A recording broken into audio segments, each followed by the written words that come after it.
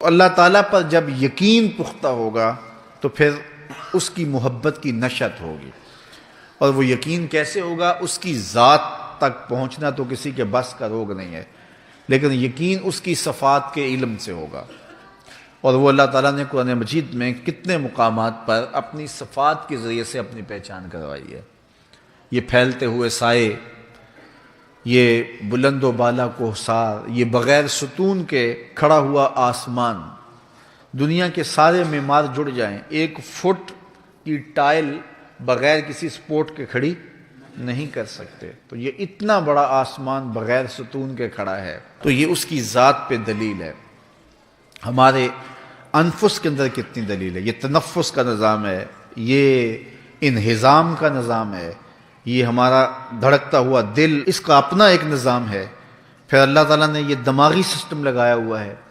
انسان غور کرے، تدبر کرے۔ آپ عام سی مٹی پہ جو ہے وہ ایک بیج ڈالتے ہیں، اس مٹی کے سارے اجزاء کو چکھیں اور آپ دانت کے نیچے لیں تو آپ کو کپکپاہٹ لگ جائے، اور اس کو رگڑ کے کسی طریقے سے آپ کو ذائقہ نہیں ملے گا، لیکن اسی مٹی کو اٹھا کے گملے کے اندر ڈال کر کے اس کے اندر آپ پودا لگاتے ہیں اور اس کے اوپر جو ہے وہ میٹھا پھل لگتا ہے۔ یار اس مٹی کو تو آپ نے ایک ایک ذرے کو دیکھا اور چکھ کے دیکھا، پھر گملے میں ڈال دیا، تو یہ رس کہاں سے آ گیا، یہ مٹھاس کہاں سے آئی، یہ جو ہے وہ انگور، اس کے اندر جو ہے وہ شیرہ کہاں سے آ گیا، اس کے اوپر جو جھلی ہے، یہ کتنی اچھی پیکنگ ہے۔ اللہ اکبر! کائنات کے اندر کوئی ایسی پیکنگ دکھاؤ تو صحیح، جس طرح رب نے انگور کی ہوئی ہے، اور پھر گچھا انگوروں کا، اور یہ کیلے، یہ مالٹے، یہ موسمیاں، اور یہ طرح طرح کے انواع اقسام کے پھل، اور اسی زمین کی کوکھ سے اگے، ذائقے الگ الگ ہیں، رنگ الگ الگ ہیں، اور ان کے طبی خواص الگ الگ ہیں۔ تو ایک ہی زمین سے یہ ذائقے کہاں سے آئے؟ یہ کس نے بھر دیے ذائقے؟ اللہ اکبر! گندگی کے ڈھیر کے اوپر گلاب کا بیج ڈال دو تو پودا اگے گا تو سبز رنگ کا ہوگا، سیاہ کیچڑ کے اندر سبز رنگ کا پودا اگ رہا ہے، یہ سبزی کہاں سے آئی؟ پھر اس کے اوپر پھول لگا تو وہ سرخ رنگ کا، یہ سرخی کہاں سے آئی؟ کیچڑ تو سیاہ ہے، اس پھول کو سونگو تو گلاب کی خوشبو آ رہی ہے، تو پھر یہ خوشبو گلاب کی کہاں سے آ گئی؟ امام شافعی علیہ رحمہ بیٹھے تھے، شہتوت کے درخت کے نیچے بیٹھ کے مطالعہ کر رہے تھے، کوئی آیا تو کہا حضرت اللہ کے ہونے کی دلیل، تو آپ نے مسکرا کے کہا یہ شہتوت کا درخت۔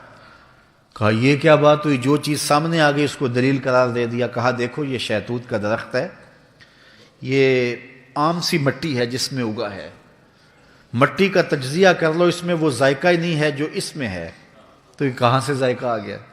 تو کہا اس کی جڑوں کا رنگ اور ہے، اس کی شاخوں کا رنگ اور ہے، اس کے پتوں کا رنگ اور ہے، اس کا پھل کچا ہو تو رنگ اور ہے، پک جائے تو رنگ اور ہے۔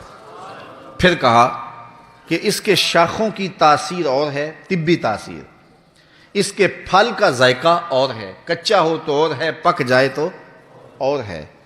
پھر کہا تیسری بات، اس کے پتے کو بکری کھائے تو دودھ دیتی ہے، گدھا کھائے تو لید کرتا ہے، ریشم کا کیڑا چاٹے تو ریشم بنتا ہے، شہد کی مکھی چوسے تو شہد بنتا ہے۔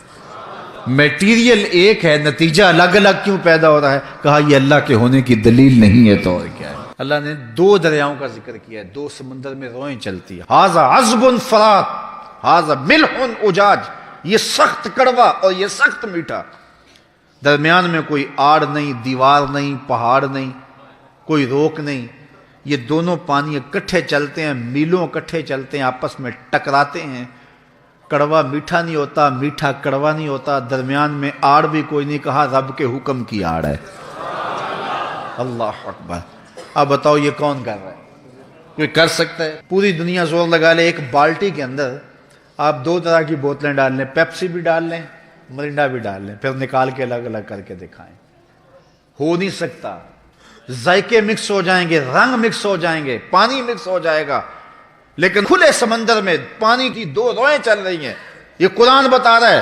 اللہ فرماتا بتاؤ یہ رب کے علاوہ کون کر سکتا ہے؟